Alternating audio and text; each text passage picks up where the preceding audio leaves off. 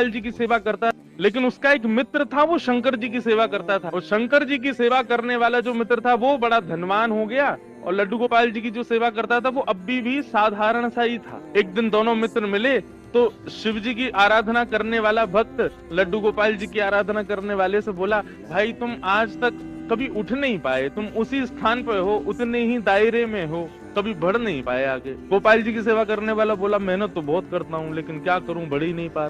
शिव आराधक ने कहा, एक काम करो, तुम अपने आराध्य बदल दो। ये तुम गोपाल जी की आराधना करते हो ना, इनकी जगह तुम शिव जी की आराधना शुरू कर दो, देखना कैसे जीवन में बदलाव आएगा। अब उस व्यक्ति ने यही किया कि गोपाल जी को ले जाकर के तो अलमारी में रख दिया, दूसरे दिन एक शंकर जी ले आया और शंकर जी का बढ़िया रुद्राभिषेक करके, त्रिपुंड लगा करके, बढ़िया ज्योत नैवेद्य आदि सब अर्पित करके, अगरबत्ती जला करके ओम नमः शिवाय का जाप करने लगा। और अब गोपाल जी की सेवा करता है तो वो गोपाल जी मन अंदर बैठा दिए एक अलमारी में, उनकी सेवा बंद, ओम नमः शिवाय का जाप करने लगा।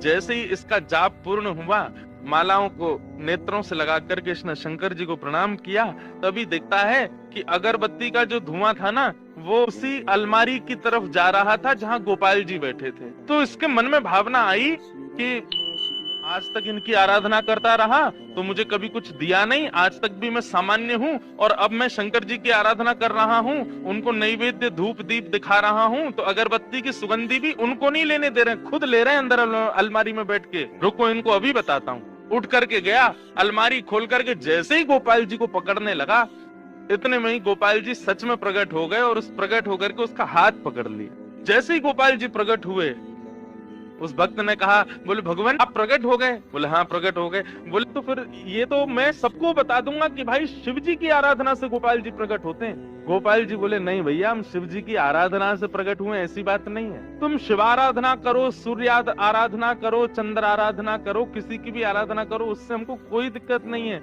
लेकिन आज हम प्रकट किस लिए हुए ये ध्यान से सुनना। आज तक तुमने केवल हमको अष्ट धातु की एक मूर्ति समझा, तुम्हारे मन में कभी ये भावना नहीं आती थी कि इनकी आंखें भी हैं, इनकी नाक भी है, इनकी जीभ भी है, इनके कान भी हैं, इनकी त्वचा भी है, इनके हाथ पैर भी हैं। परंतु आज जब वो अगरबत्ती का धुआं सहज ही मेरी तरफ आ गया तो तुम्हारे मन में ये भावना आई कि अगरबत्ती की सुगंधी मैं ले रहा हूँ, मतलब मैं जड़ नहीं हूँ, मैं चैतन्य हूँ। वास्तव में शिव आराधना ने मुझे प्रकट नहीं किया, तुम्हारे हृदय में जो चैतन्यता का भाव मेरे प्रति आया है उसने मुझे प्रकट किया है। ये चैतन्य हम मानते हैं, नहीं मानते। राधे राधे।